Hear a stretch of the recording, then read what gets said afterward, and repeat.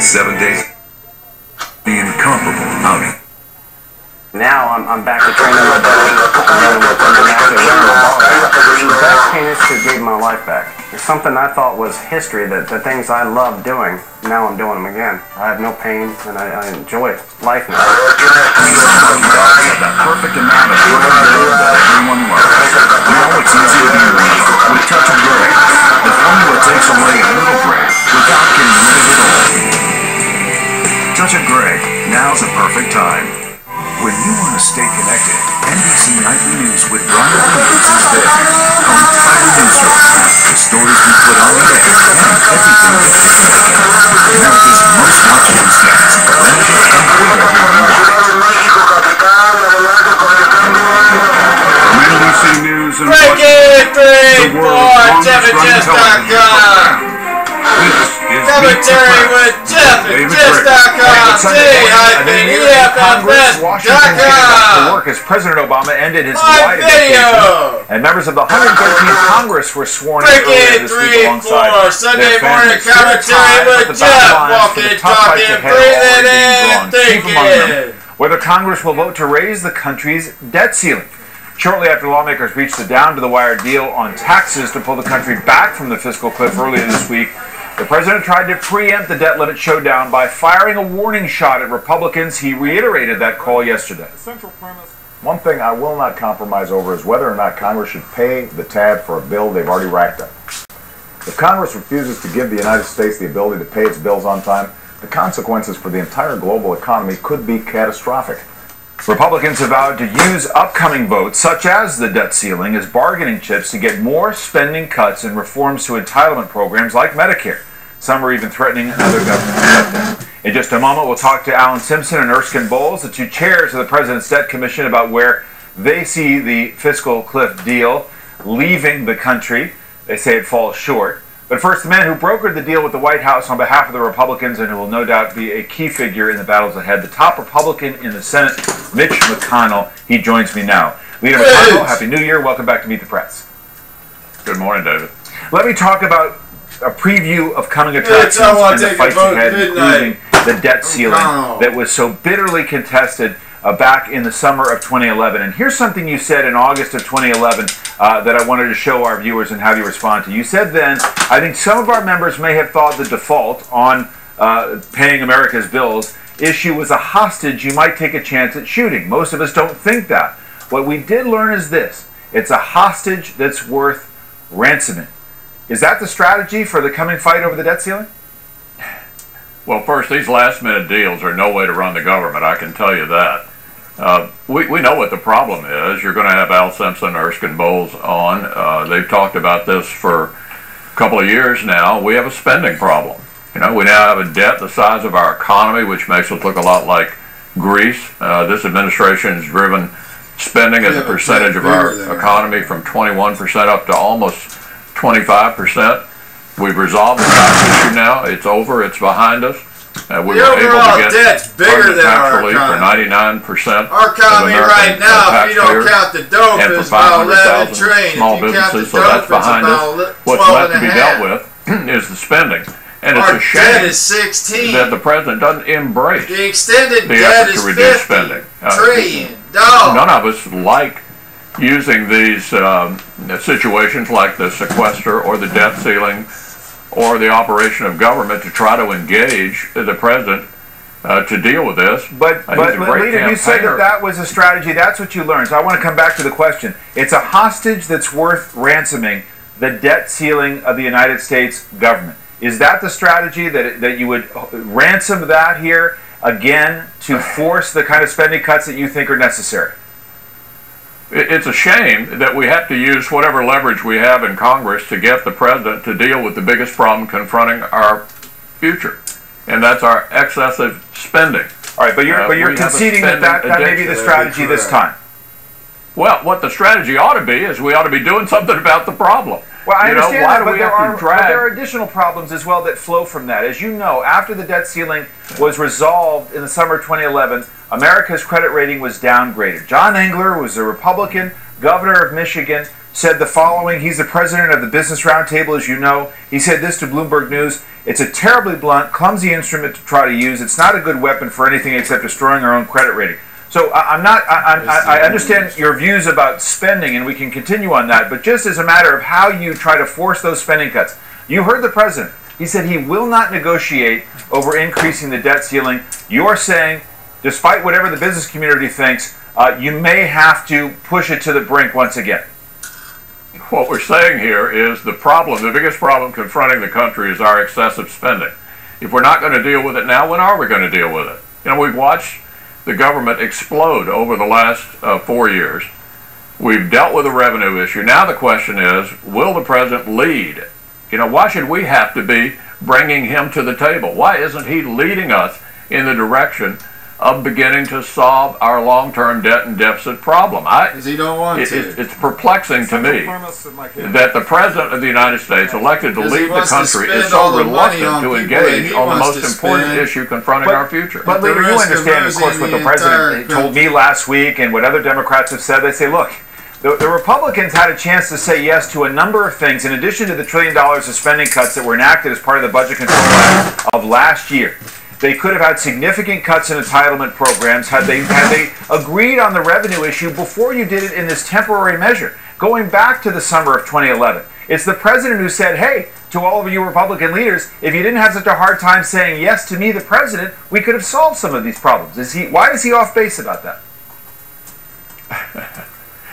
You can relitigate the past if you want to. Where we are now is we've resolved the revenue issue, and the question is, what are we going to do about spending? I wish the president would lead us in this discussion rather than putting himself in a position of having to be dragged kicking and screaming to the table to discuss the single biggest issue confronting our future. You know, until we adjust the entitlements so that they meet the demographics of our country, we can't ever solve this problem. The time to solve it is now.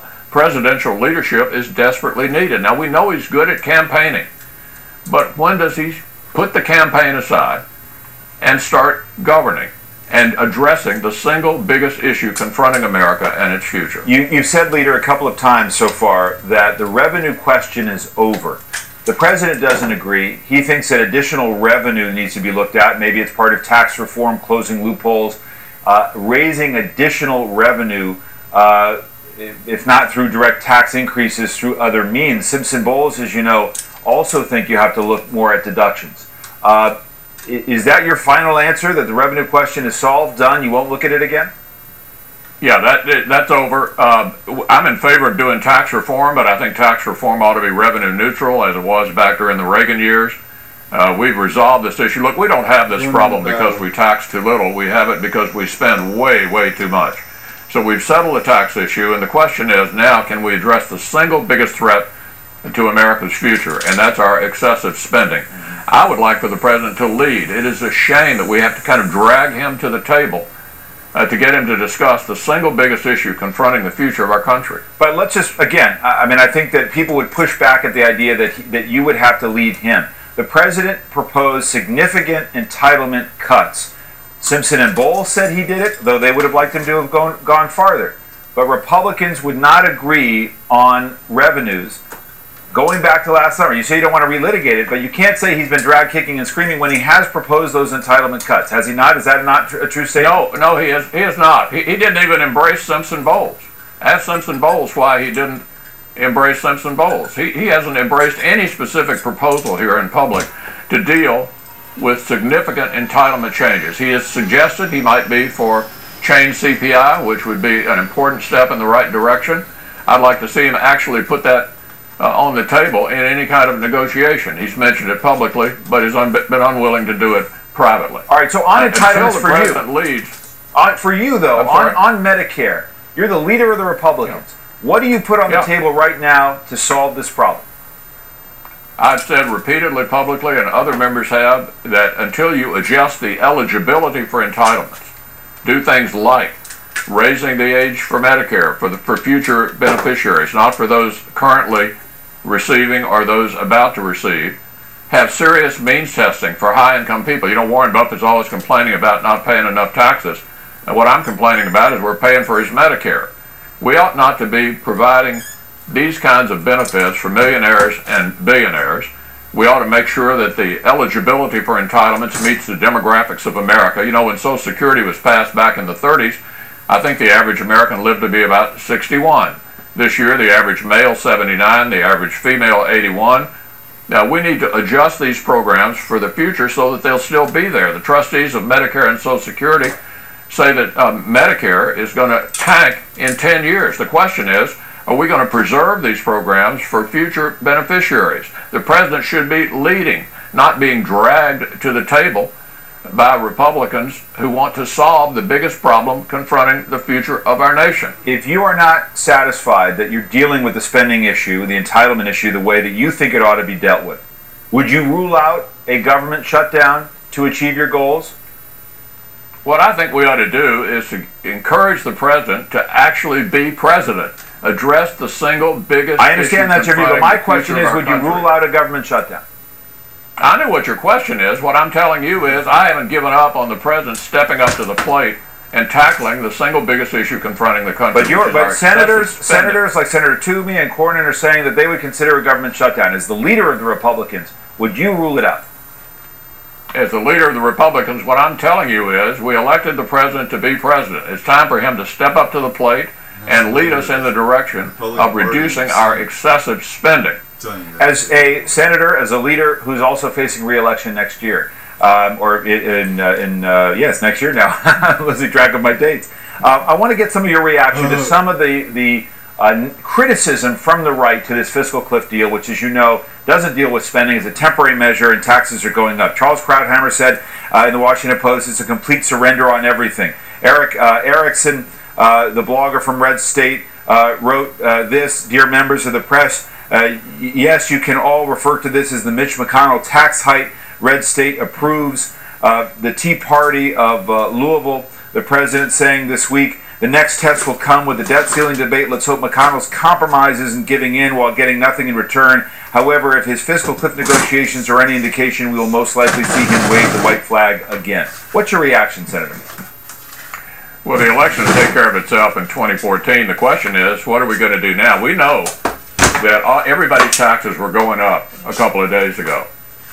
What we did was prevent tax increases on 99% of the American public.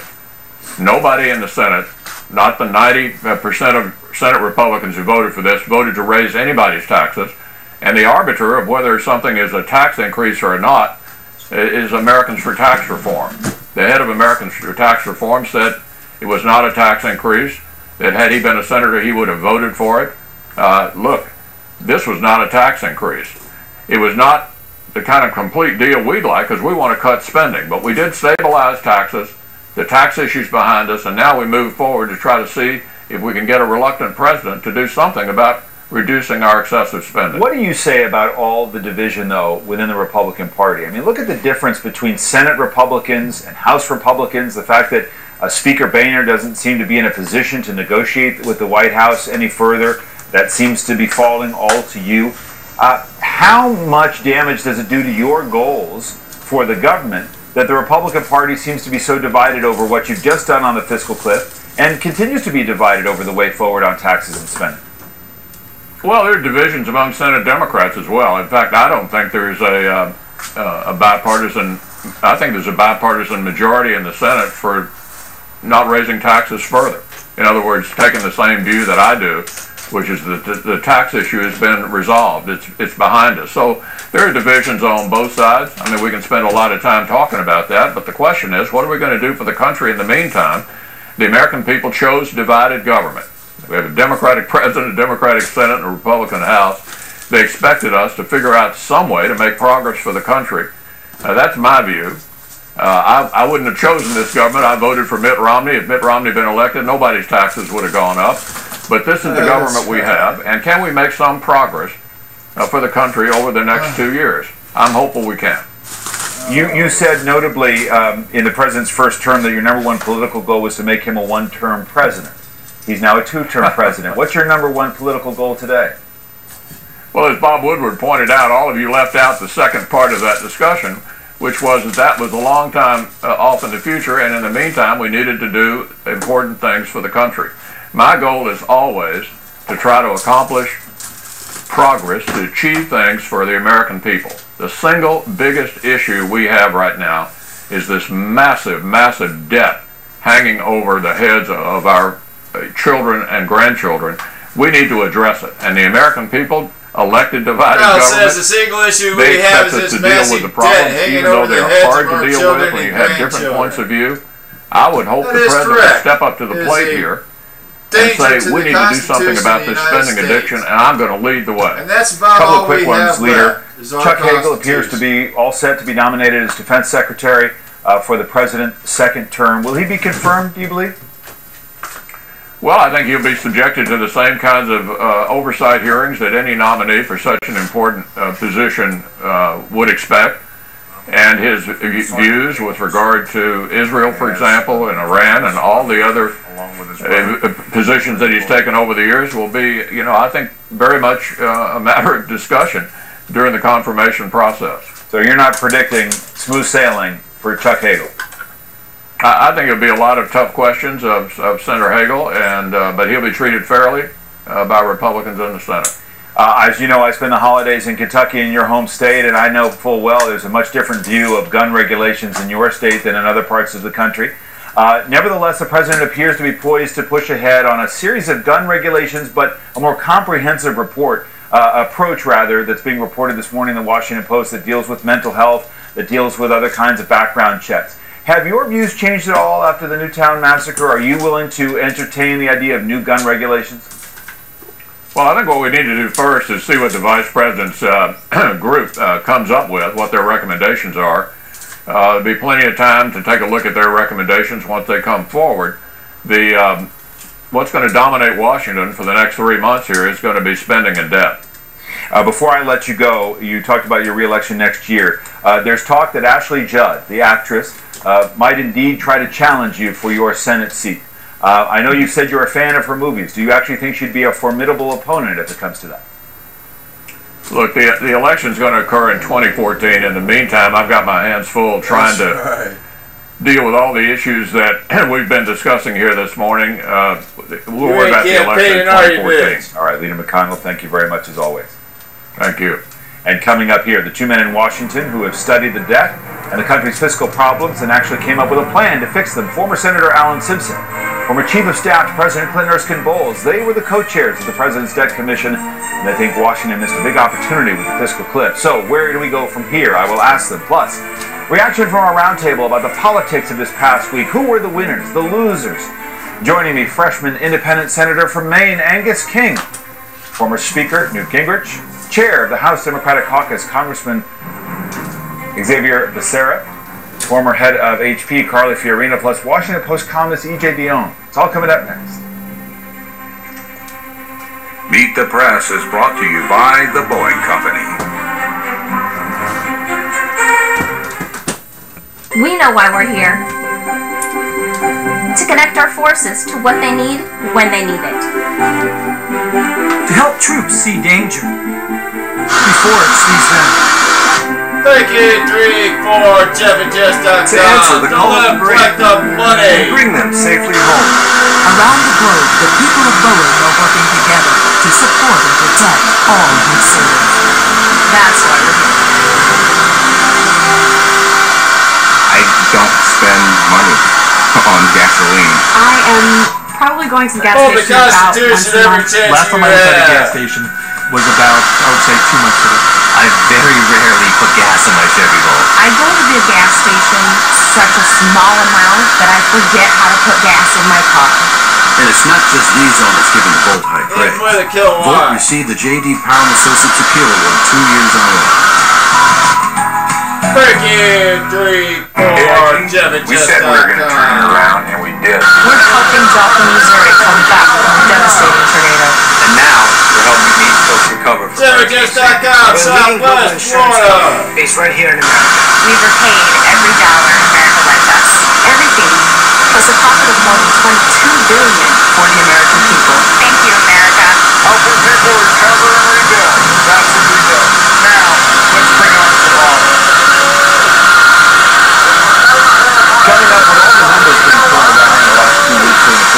negotiations, we thought we'd try to put things into perspective. Take a look at these figures.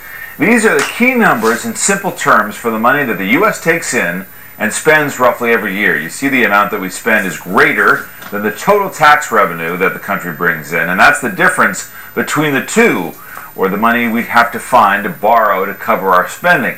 And there's the total debt, $16.4 trillion for the United States government. If we wanted to bring those numbers down to size, say for a family budget by removing some of those daunting zeros, here's what it would look like. The family would have an income of about $24,000, while in that same year spending more than they take in, $38,000.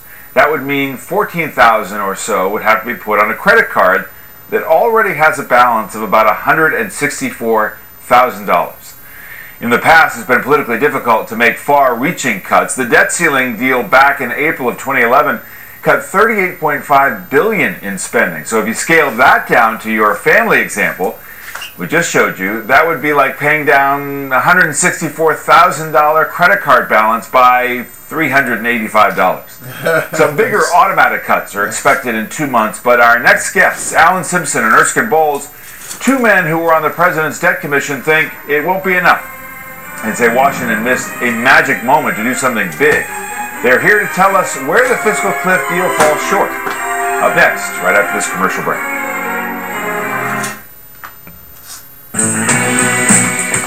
How do you make 70,000 trades a second? Each one customer at a time. Or help doctors turn billions of bytes of shared information into a 5th anniversary of remission. Whatever your business challenge, Dell has the technology and services to help you solve it. I've always kept my eye on her, but with so much healthcare noise, I didn't always watch out for myself. With United Healthcare, I get personalized information and rewards for addressing my health risks. But she's still going to give me a heart attack. That's health in numbers. United Healthcare. What happens when you take something great and sharpen it? Awesome. How about when you take the leader in business security and give it more edge than ever before? Denied. Well, ADT Business Solutions is now Tyco Integrated Security.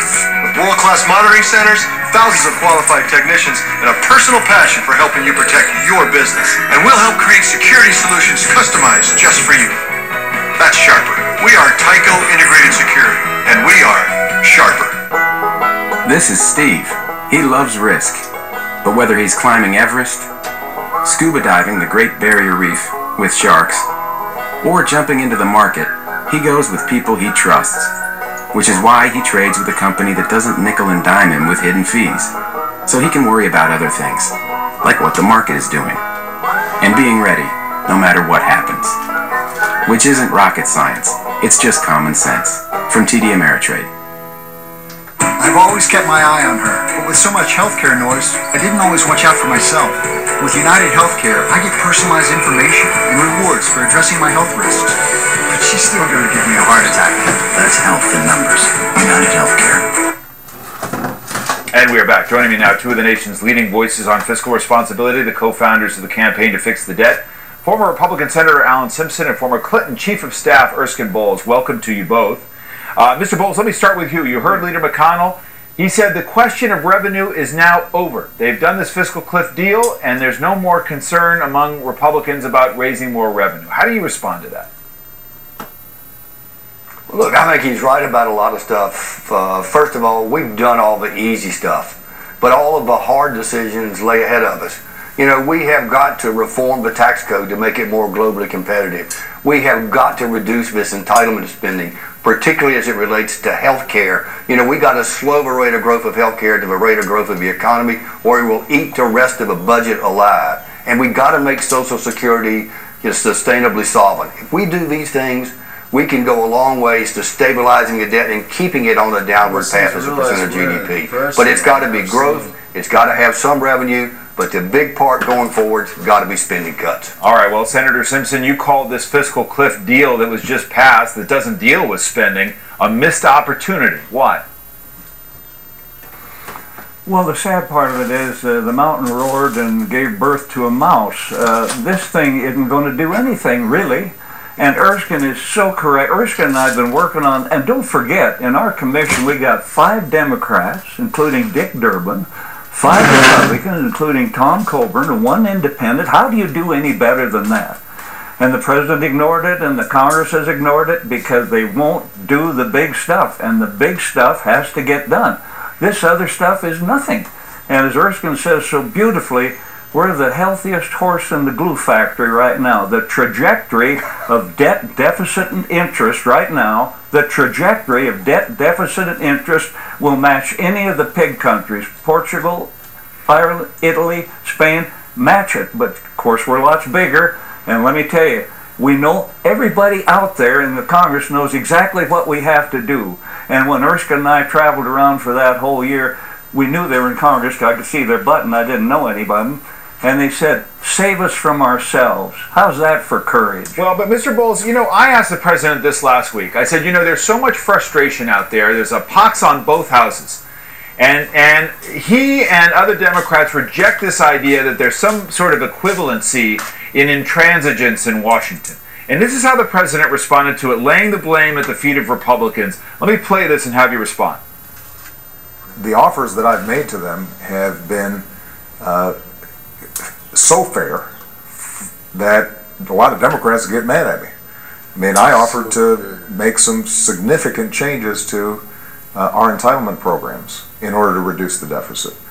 I offered not only over $1 trillion in spending cuts over the next 10 years, but these changes would result in even more savings in the next 10 years and would solve our deficit problem for a decade.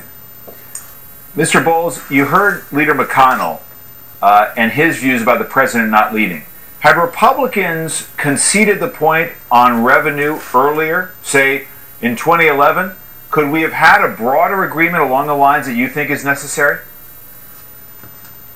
Oh, we definitely could have had it. I think it was, as you said in your opening part, this was the magic moment. This was our opportunity to do something really big to bring down this deficit and put our fiscal house in order. Yes, the president has taken some steps forward on the entitlement programs, but has he done enough? Absolutely not. And has the speaker shown the flexibility he needs to show in order for us to broaden the base and simplify the code and reform our tax structure, or to be specific about which ones of the entitlements he would actually reduce? No. What we've got to do is both of us have got to get out of our comfort zone, both sides, and we've got to come together and make the tough decisions it takes to bring down this deficit. We believe it can be done. I think the American people want it done, and now's the time to do it. Let me ask you specifically about Medicare, and I'll start with you, Mr. Bowles, and then get Senator Simpson's reaction. The president, again, when I asked him specifically about what he would do on Medicare, had this response. What? Would you commit to that first year of your second term, getting significant reform done, telling Congress we've got to do it in the first year? But David, I want to be very clear. You are not only going to cut your way to prosperity. One of the fallacies, I think, that has been promoted is this notion that deficit reduction is only a matter of cutting programs that are really important to seniors, students, and so forth. That has to be part of the mix. But what I ran on, and what the American people elected me to do, was to put forward a balanced approach, to make sure that there's shared sacrifice. So to both of you, Mr. Bowles first, what would you specifically call on the president to do on Medicare that he's been unwilling to do heretofore? First of all, David, if you look at the combination of what was done in the Budget Control Act, the cuts there, and in this Cliff deal, it's about half of what we need to do in order to fix our debt problem. So we've got about $1.6 trillion worth of spending we got to do, and we got about $600 billion worth of revenue we got to get from broadening the base and simplifying the code and wiping out this backdoor spending in the tax code. What would I do on health care? I think you're going to have to reduce health care spending on Medicare by about $500 to $600 billion over the next 10 years. You're going to have to do it in some of the ways that Mitch McConnell talked about. You're going to have to look at some kind of cost sharing, some kind of means testing. You're going to have to look at age. You're going to have to look at lowering the price we pay the drug companies for the drugs. You're going to have to look at paying for quality instead of quantity. You're going to have some kind of tort reform. And we've got to do something about this whole end-of-life scenario without talking about death panels. We do these kinds of things, we can bring down the cost of health care. Senator Simpson, tactics and strategy are part of this. To achieve goals, you heard Leader McConnell. He's not ruling out a government shutdown. He wouldn't do that in the interview. He also didn't back away from a comment he made in 2011, which is using the debt ceiling as a holding it ransom, even though our credit rating suffered as a result, to force spending cuts. What do you think of those strategies or those tactics? Well, I tell you what I think. I've been on a lot of commissions and a lot of them worked. I was on the Iraq study group. I did other things. The issue is what happened in the past. That doesn't matter a whit, or who said what. It's what the hell do you do now? And right now, I can't imagine a worse place for Mitch McConnell. He really can't be in the ring.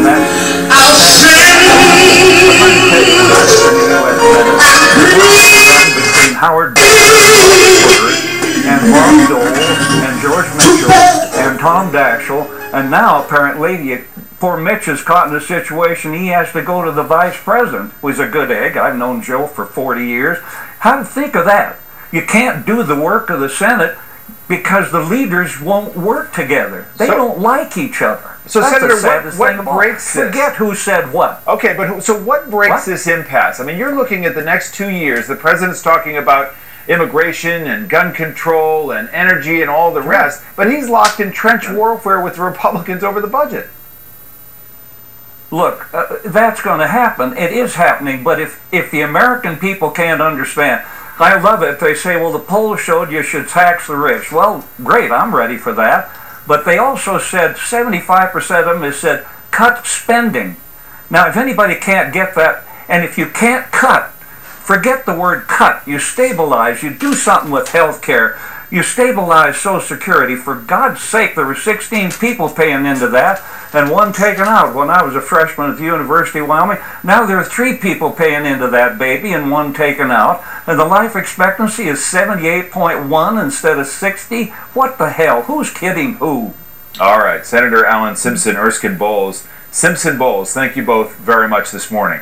I want to bring in our roundtable for some reaction. Joining me here at the table, former Speaker of the House, Newt Gingrich, columnist for the Washington Post, our friend E.J. Dionne, chairman of the House Democratic Caucus, Congressman Xavier Becerra. Sorry, I butchered your name just a minute ago. I should know better as a Californian. Vice chair of the National Republican Senatorial Committee and former head of Hewlett-Packard, Carla Fiorina. And joining us for the first time, the newly elected freshman independent senator from Maine, Angus King, succeeding the retiring Olympia Snowe. He's the former governor of the state. And has said that he will caucus with the Democrats. And, by the way, he's a big Redskins fan, which is particularly important today as they play Seattle. Senator, welcome, and all of you, welcome back to the program, and Happy New Year.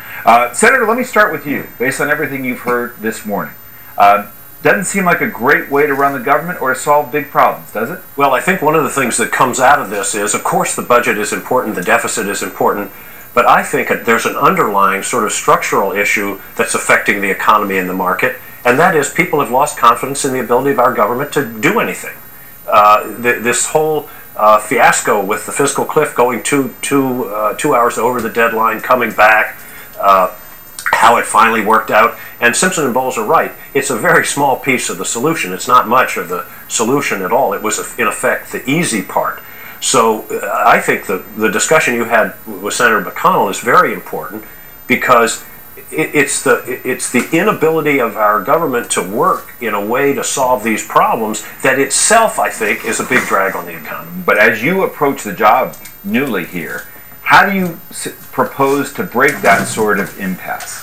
Well, I hope I can do, listen, I'm not arrogant enough or naive enough to think that one guy from Maine is going to change the way the U.S. Senate works. But clearly, I think there have got to be some people that come in and say, look, the solutions are more important than the parties. The pragmatic solutions to these issues really transcend ideology. Let's try to solve some of these things and make some decisions. And I think that's a big part of what we just saw. By the way, I once asked Erskine Bowles why it was always called Simpson Bowles. He said because they realized if it was Bowles Simpson, the initials might have thrown people off. Fair enough. Speaker Gingrich, you thought this fiscal cliff deal was a disaster for the Republicans. I asked Leader McConnell about the division within the Republican Party. How severe do you think that is, and what's the impact of it? Well, I think there's a real internal argument underway, and it's partially over the very nature which we're setting up once again of these kind of negotiations. We're now going to spend 60 days or 90 days totally fixated in the media on the next big crisis, and then the crisis will go down to the White House, and then there'll be secret meetings, and then at the last minute we'll once again produce 2,400 pages no one will have read. It is exactly the opposite of healthy self-government. And I think that people are fed up. If you're a House member and you thought you won an election and you came here to do something and you're told, actually, your job is to sit around for 2 or 3 weeks while all the real work is done by 3 people in some room you're not allowed in. You inherently build up hostility. And I think that we're seeing the same dance start over again. I said 11 months ago, they will end up at the last minute doing something in secret which no one will have read. Yeah, but because you could just see the dance. Well, and Congressman, you voted against this. You thought this fiscal cliff deal was a bad one. What? I think Newt just gave the explanation for my no vote. These political showdowns don't work. This is no way to run government. You can't give anyone any kind of certainty about where to go, whether it's the markets or the average American family.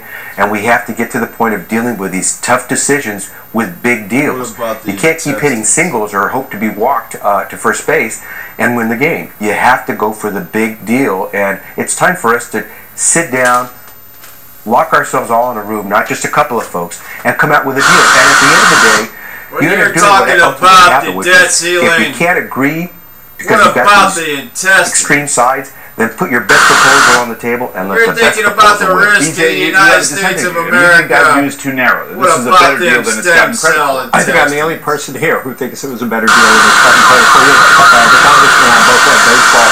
If you keep hitting singles and actually start scoring runs, you can win the game. And I think to say that this was the easy part. Since when is raising taxes $620 billion wrapped around the inside of your children? children? That there were flaws in this deal, there were things I wish should have done. The real question is what we do now. And now let's talk about the United States federal government owing $100 trillion. Arguing about how to fix the debt. Let's talk about the last thing on the face of the planet that is saving our freedom, the Constitution. That's way below Greece, way below most countries. With a deal of about $600 billion revenue, $600 You're going to bankrupt the Constitution. The problems we face now, getting more job growth above all, broadly shared economic growth, and dealing with problems like gun violence and immigration and education and infrastructure. We got to stop being accountants. I think if we're going to keep talking like this, you might as well have a constitutional amendment requiring all members of Congress to be accountants, because all we're going to be doing for 4 years is talking about budget. Carly Fiorina, there is some symmetry here. The White House would argue that, look, 2010 elections happened, Republicans have big gains, $1 trillion in cuts in the Budget Control Act of last year. President wins re-election, he gets his tax hikes. Now we got a debt ceiling, negotiation. They're going to push for additional spending cuts. Is this the right balance to get ultimately to where we have to go? Well, unfortunately, I think this will sound like a crazy thing to say, but everyone in Washington is spending way too much time talking about the politics and not enough time talking about the pragmatic facts. Let's talk about that policy. The economy has been in a slow growth mode for now 3 years, reconfirmed by the latest job report. The deal that just got done adds $4 trillion to the debt. It will cut 1.5 points from economic growth, according to Goldman Sachs economists. We have not solved a single problem that is real. We cannot focus on growth until we deal with some of these problems. So forget who's winning politically and who's losing. The only way to change the current trajectory is, unfortunately, for someone to lead. And the president, as he is, want to remind us frequently, one, and he is the president. And therefore, the obligation and the opportunity to lead falls mostly on his shoulders. And he has to step forward. But he's got to have somebody to negotiate with. Absolutely, but he has to be willing to negotiate as well. And he wasn't truly willing to negotiate. I've negotiated many deals in my life, and here's what they take: a win-win and a willingness to treat your opponents with respect, not a constant win-lose and a denigration of your opponent at every opportunity. You're not going to get a good deal that way. David, the president put several proposals on the table, and at the end of the day, Republicans once again, Speaker Boehner walked away from the deal and just washed his hands of this, all of this. And at the end of the day, we had to come up. The president did everything he could to fulfill his commitment to not let middle-class Americans take a tax hit. But this is not the way you do it. Let me give you the level of show you the level of dysfunction in the House of Representatives on the Republican side. The same week we were supposed to vote to provide the victims of Hurricane Superstorm Sandy relief. They're all suffering, millions of folks. A bipartisan bill passed in the Senate with over 60 votes. Again, let's talk Republicans and Democrats to provide the $60 billion in relief that Governor Cuomo and Governor Christie, Democrat and Republicans, that we need. Republicans in the House would not allow that bill to come to a vote. And today we're watching the victims in those 4 states of New York, New Jersey, Pennsylvania, and I forgot the 4th state, I apologize, Connecticut suffer as a result of this. And why is there no outrage that politicians, as usual, use a real disaster to lard up a bill with a bunch of special interest gimmies that have nothing to do with the victims of Sandy? Why isn't there any outrage about that? And this is the point I'm making. This will clearly distinguish the two parties. That bill, 64% of it did not spend out in the next 2 years. 31% of it had nothing, zero to do. The train came through and the boys said, let's throw the pork on the train. It came out of the Senate as exactly why the country's now sick. This was not emergency spending. What the House should have done. Governor Christie, and tell that to the Republican members in the House from those states, 4 states who said they needed that bill. Yeah, of course they want any bill. They don't care how much extra the rest of the country spends as long as they get what they want. I understand that. That's local politics in a crisis. The House should have passed, I agree with you, the House should have passed a purely stripped down reform bill that met everything for Sandy and nothing for the pork. Now, the country would have understood clearly doing that. And I think the House is not moving at the speed it needs to. But I also want to say another thing, David. Republicans ought to quit worrying about President Obama. The president's going to be president. The House ought to worry about being the House. Senate Republicans ought to worry about being Senate Republicans. Let the president deal with reality from their side. The House has no obligation to pass a CR, the continuing resolution, on the president's terms. It has no obligation to pass a sequester on the president's terms. I think those are both much better fights than a debt ceiling. I mean, a debt ceiling guarantees a crisis. It guarantees that the markets will all cave in on the Republicans, and the Republicans in the end will give up. All right, let me get a break in here, EJ. We'll come back with you because I want to talk about the strategy, whether there's a government shutdown in the future, as well as what this fight means to the president's second term and his agenda. Guns, immigration, other things. A quick break. We'll be back with more from our roundtable after this. At a dry cleaner, we replaced people with a machine.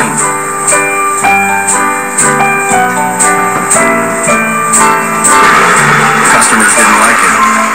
So why do banks do it? Hello? If your bank doesn't let you talk to a real person 24/7, you need an ally. Hello? Ally Bank. Your money needs an ally. Seatbelts, headrests, and airbags help you survive a crash. But if you upgrade your headlights, you may even avoid one. See farther, wider, better. Silver Star Ultra headlights from Sylvania. Look, if you have COPD like me, you know it can be hard to breathe and how that feels. COPD includes chronic bronchitis and emphysema. Spiriva helps control my COPD symptoms by keeping my airways open for 24 hours. Plus, it reduces COPD flare-ups. Spiriva is the only once-daily inhaled COPD maintenance treatment that does both. Spiriva Handihaler tiotropium bromide inhalation powder does not replace fast-acting inhalers for sudden symptoms. Tell your doctor if you have kidney problems, glaucoma, trouble urinating, or an enlarged prostate. These may worsen with Spiriva. Discuss all medicines you take, even eye drops. Stop taking Spiriva and seek immediate medical help if your breathing suddenly worsens, your throat or tongue swells, you get hives, vision changes or eye pain, or problems passing urine. Other side effects include dry mouth and constipation. Nothing can reverse COPD. Spiriva helps me breathe better. Ask your doctor about Spiriva. These lights alert you to potential trouble. So do these. See farther, wider, better. Upgrade to Silver Star Ultra headlights from Sylvania. The excitement you have here is the same excitement you need to have at school. We were able to reach 26 acts within the first day. There's lots of love and lots of hope out there. This is my family. And that's making a difference. Only on NBC Nightly News with Brian Williams. Sam Galloway Ford and Sam Galloway Lincoln, serving Southwest Florida since 1927. Here for the interview? You're looking for someone with big brains, right? Well, I designed this chair at Haverty's, so that says it all. You're the one. May I? Please.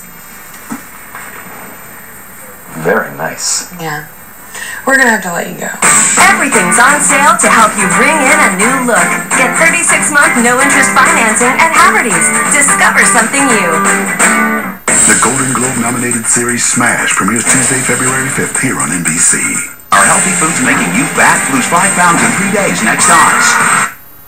We're back with more of our roundtable, and we're talking about the coming fights, EJ, which include the threat from some Republicans of a government shutdown, or at least using the debt ceiling debate as ransom. You heard Leader McConnell not back away from that.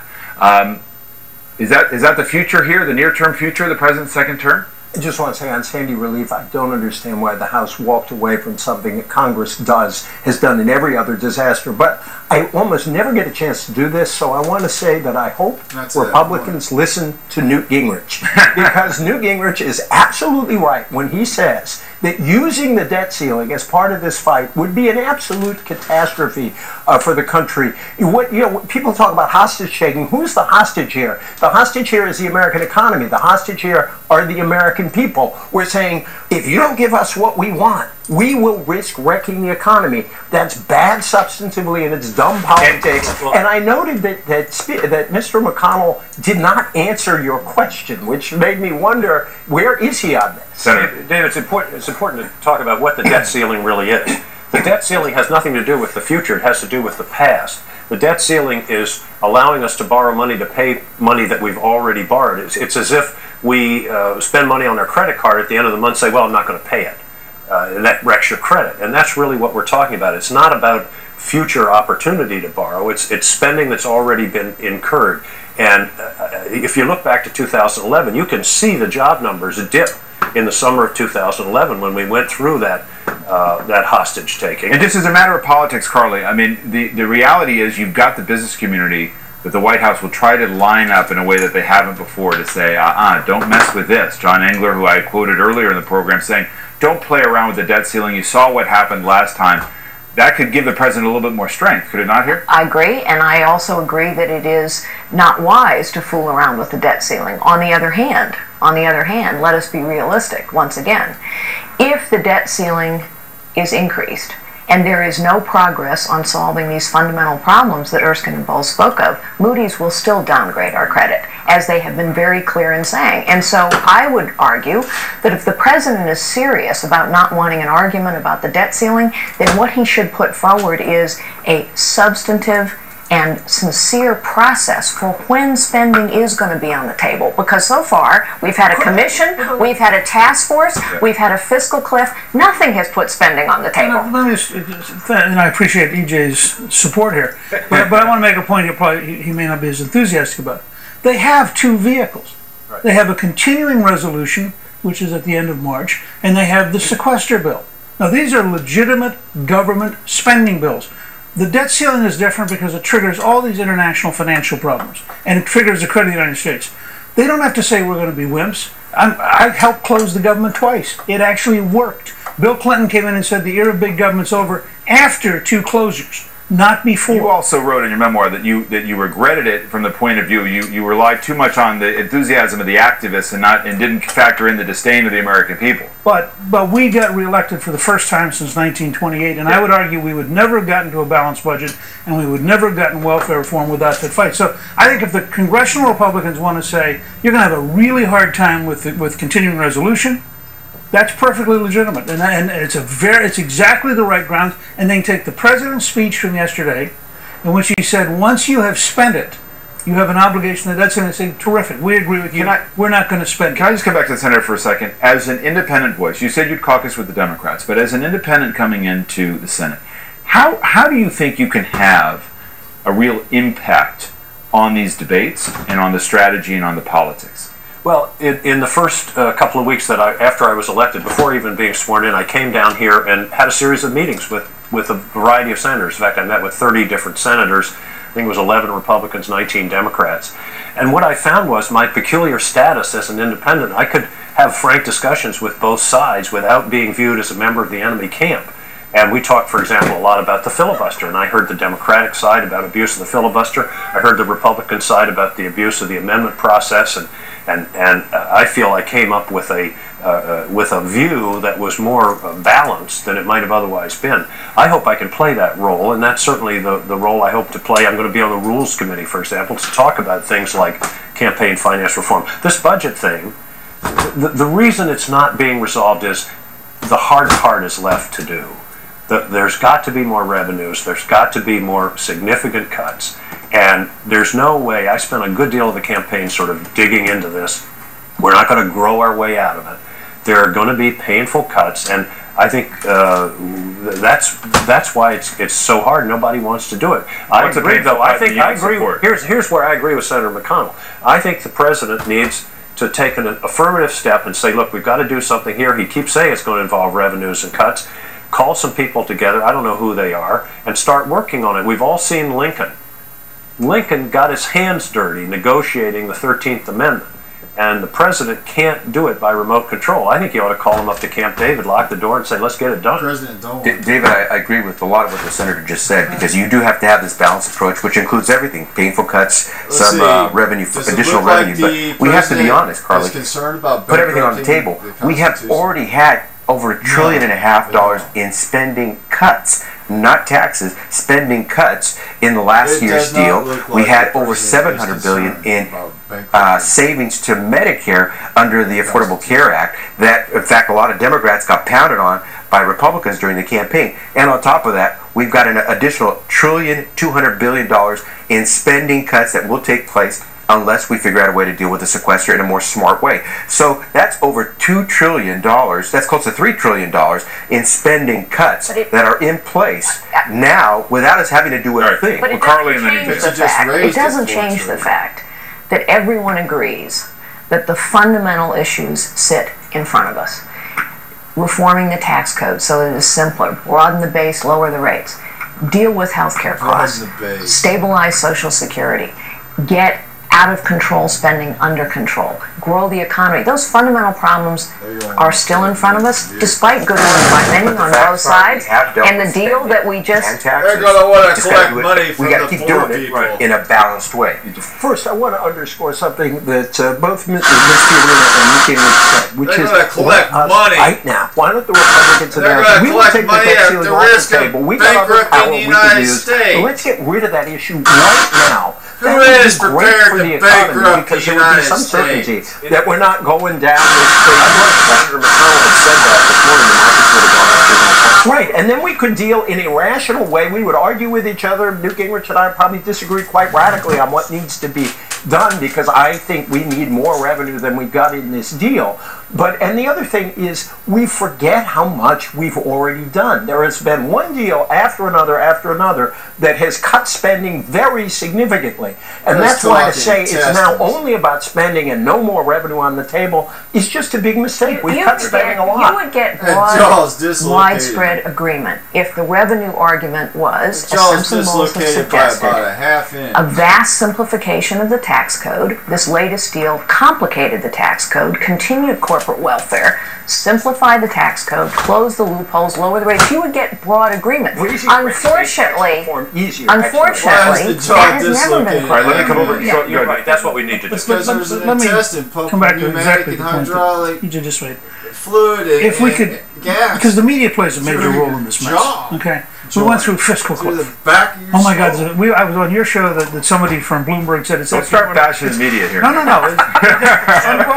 not a question of bashing. It's a question of mutual responsibility. The fact is, fiscal cliff became a way to hypnotize all of us to avoid thought, and then we all sat around saying, "What are they going to do? What are they going to do?" Now we have the crisis of the debt ceiling. And that will allow us to avoid that. The House Republicans should meet with the 30 Republican governors who have vastly more than a majority of the population in their states, who all have to balance their budget. who all have to balance their budgets. They should spend the next month and a half on hearings. They should lay out. We have a $4 trillion government. Does anybody at this table seriously believe we couldn't find things to eliminate that, in fact, the country would be overwhelmingly happy with? Sometimes first steps towards success are doing easier things, not harder things. Can I ask? I've got 30 seconds left, Senator. I want to put you on the spot in a couple quick ways. Senator Hagel, could you vote to confirm him as Defense Secretary? Well, I'm going to be on the Armed Services Committee, so I'm going to reserve judgment. But let me just share my standard, because I have thought about this. I start with the premise that the President should be able to appoint his own people. As a member of the Cabinet, I think the standard is different for a Cabinet member than it is for a judge who's in for life. So I start with that premise. But I'm going to want to ask some serious questions, hear from Senator Hagel about the issues. He's a guy with a distinguished record, and I'm going to listen to the answers. All right, let me get another break in here. We'll be back right after this. We know why we're here. To chart a greener path in the air and in our factories. To find cleaner, more efficient ways with our flight. And harness our technology for new energy solutions. Around the globe, the people of Boeing are working together to build a better tomorrow. That's why we're here.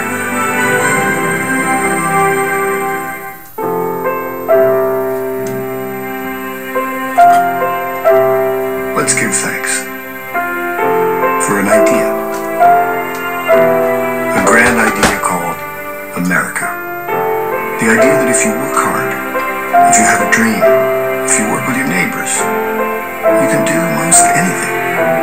This led to other ideas, like liberty and rock and roll, to free markets, free enterprise, and free refills.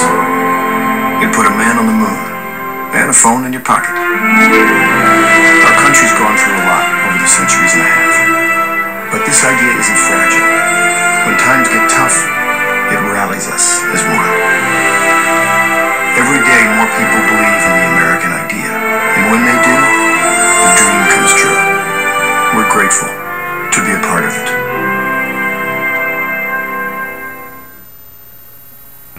Thank you all for a terrific discussion this morning. That is all for today. We'll be back next week if it's Sunday. Name Puffy. It's Meet the Press. It's disgusting. We said we were going to turn it around, and we did. We're helping Joplin, Missouri come back from a devastating tornado. And now we're helping the East Coast recover from Hurricane Sandy. We're a leading global insurance company based right here in America. We've repaid every dollar America lent us. Everything was a profit of more than $22 billion for the American people. Thank you, America. Helping people recover and rebuild. That's what we do. Now, let's bring on tomorrow. How do you turn an entrepreneur's dream into a scooter that talks to the cloud? Or turn 30 million artifacts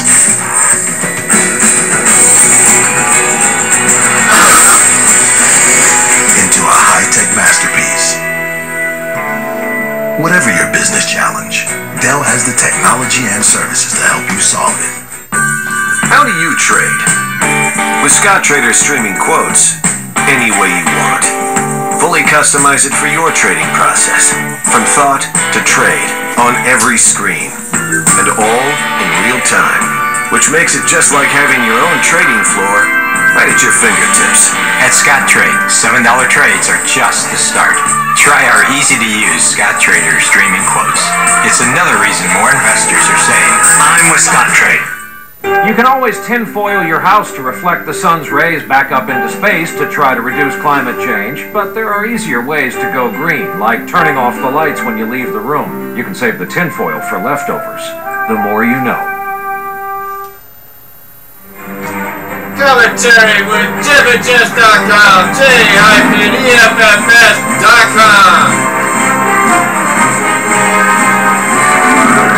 JimMcJess.com on CH34.US, that's in 105, I-75, 27.345 MHz, don't let them